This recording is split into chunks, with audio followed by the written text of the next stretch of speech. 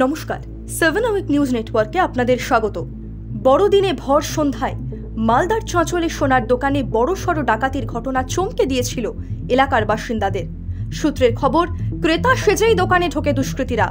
এরপর দোকানের CCTV footage দেখে রীতিমতো শিউরে উঠতে হয়। লক্ষাধিক টাকার গয়না লুঠের পর দোকান থেকে পালানোর সময় গুলিও ছুঁড়ে দুষ্কৃতীরা। 25শে ডিসেম্বরের জমজমাট সন্ধ্যায় এহেন আকস্মিক ডাকাতির ঘটনায় তীব্র চাঞ্চল্য ছড়ায় গোটা এলাকায়।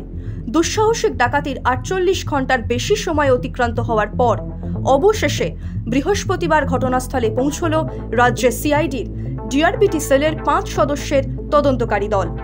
প্রায় ঘন্টা খানেক ধরে সোনার দোকানের বিভিন্ন সরঞ্জাম খতিয়ে দেখে রাজ্যের এজেন্সি।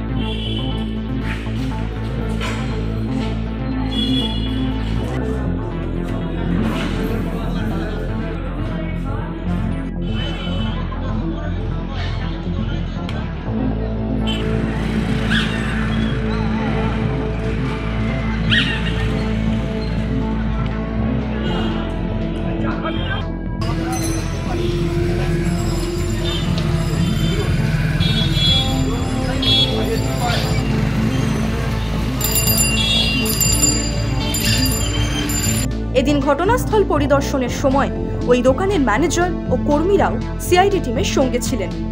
যদিও ঘটনার পর দুদিন কেটে গেলেও এখনও অধরা দুষ্কৃতীরা। স্বাভাবিকভাবেই ডাকাতির ঘটনায় যথেষ্ট আতঙ্কিত বাজারের অন্যান্য ব্যবসায়ীরা।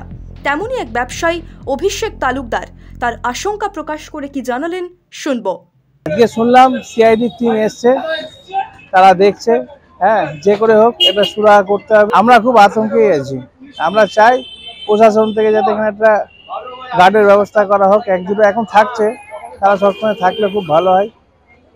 আর আমরা তো ভয়ে ভয়ে দোকানদারি করছি। সব মিলিয়ে ডাকাতির ঘটনার কিনারা করাই এখন পুলিশের কাছে বড় চ্যালেঞ্জ। পাশাপাশি পলাতক দুষ্কৃতীদের খুঁজে জোরদার তল্লাশি চালাচ্ছে পুলিশের বিশেষ দল। মালদা থেকে তনুজ জৈনের রিপোর্ট, 7 আওয়ার নিউজ নেটওয়ার্ক। আরও বিভিন্ন খবরের আপডেট জানতে হলে 7 আওয়ার নিউজ চ্যানেলটিকে সাবস্ক্রাইব করুন, কারণ আপনাদের একটা সাবস্ক্রিপশন আমাদের কাছে অত্যন্ত মূল্যবান। জয় হিন্দ।